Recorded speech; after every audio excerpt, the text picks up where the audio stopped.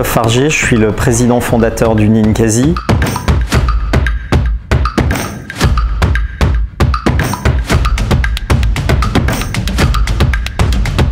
Le Ninkasi, c'est environ 300 personnes. On a 60 personnes sur la fabrique de bière avec les équipes commerciales, les équipes logistiques.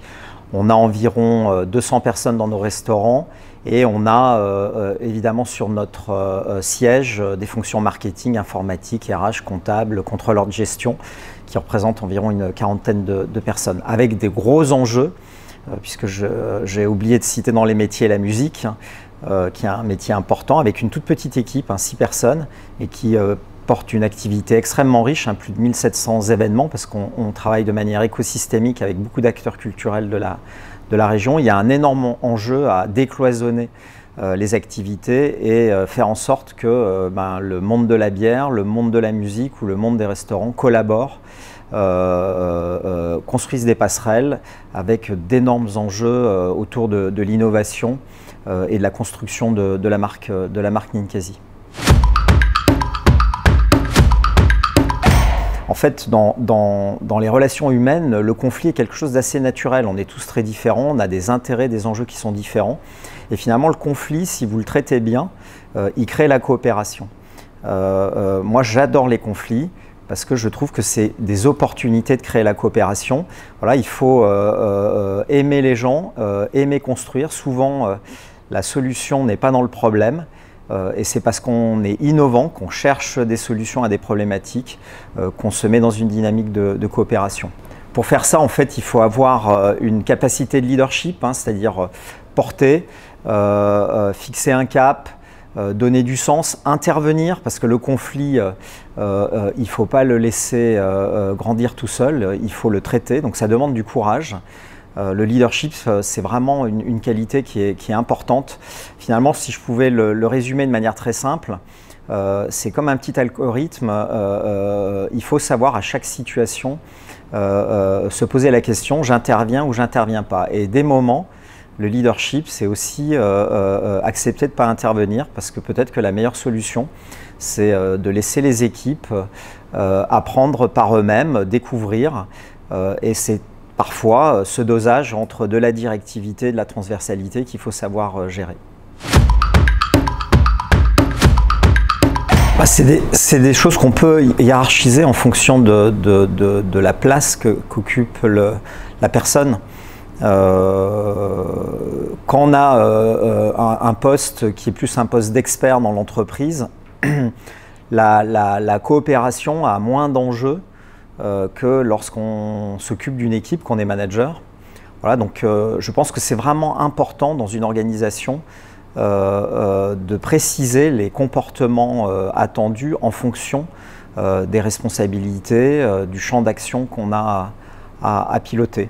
Mais là aussi, moi, une de mes convictions fortes, c'est que dans l'entreprise, on doit avoir ce que j'appelle un management fin.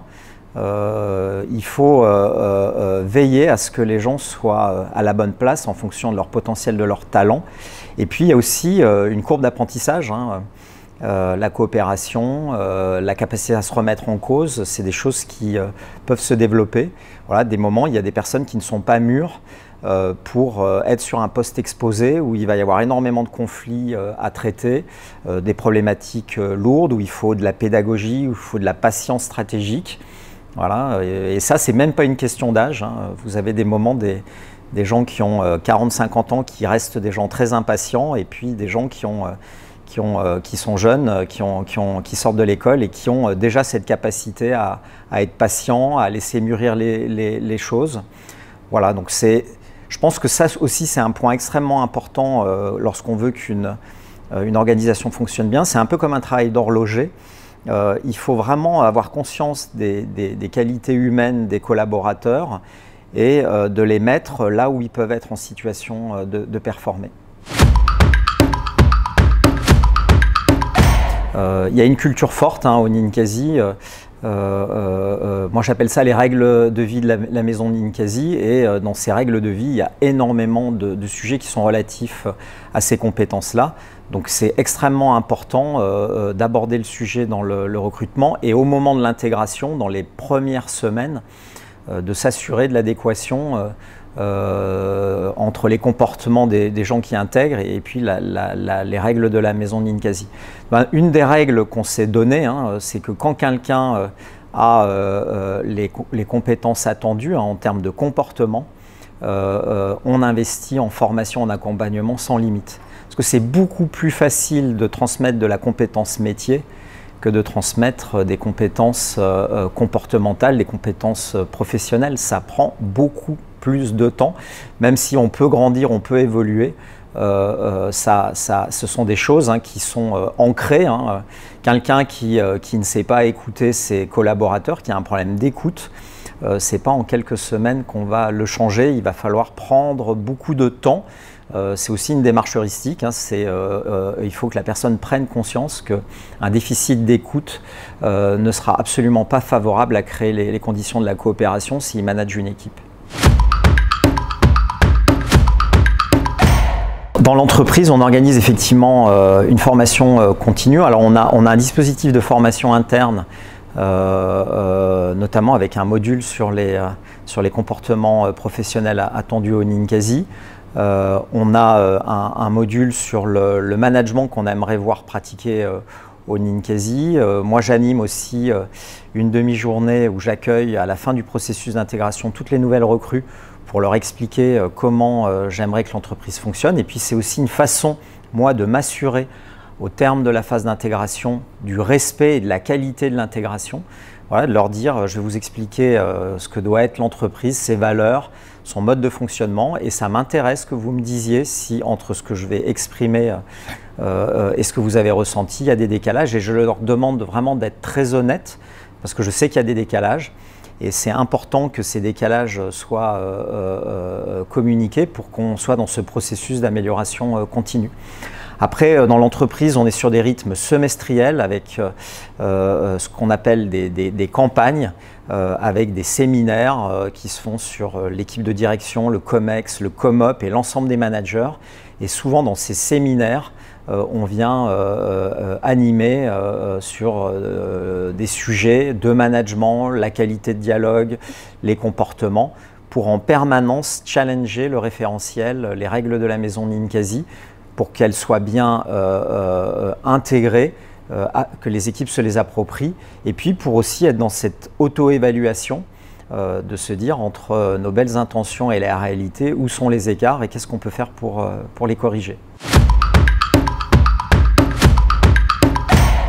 Je pense que ce qui me caractérise le plus, c'est le leadership. C'est-à-dire je suis quelqu'un qui a une forte capacité à entraîner les équipes. Finalement, mon rôle aujourd'hui de dirigeant, c'est de fixer un cap et un cadre pour créer les conditions de la réussite.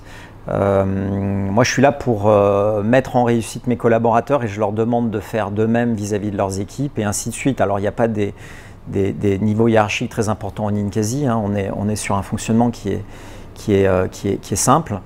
Mais il faut que je sois exemplaire dans la manière dont je m'occupe de mes collaborateurs pour qu'ils se sentent dans l'obligation, si ils estiment que mes pratiques sont de bonnes pratiques, de les perpétuer vis-à-vis de leurs collaborateurs.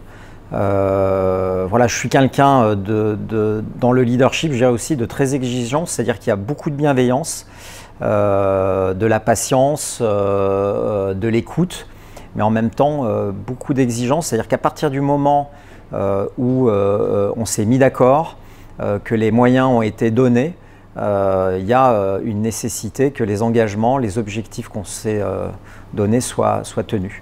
Voilà, mais finalement l'exigence bienveillante, elle est aussi réciproque. Moi j'attends de mon équipe qu'ils soient aussi exigeants vis-à-vis de moi. C'est-à-dire que quand ils ont besoin de ressources, de soutien, d'aide, ils sont légitimes à me solliciter. Voilà, l'objectif, c'est qu'on termine tous ensemble sur la ligne d'arrivée. Et en tant que dirigeant, je ne suis pas un spectateur, je suis acteur de la performance de mes équipes. Je suis là pour les accompagner, pour qu'ils performent, pour qu'ils soient tous sur la ligne d'arrivée et qu'on ait cette satisfaction du travail bien fait ensemble.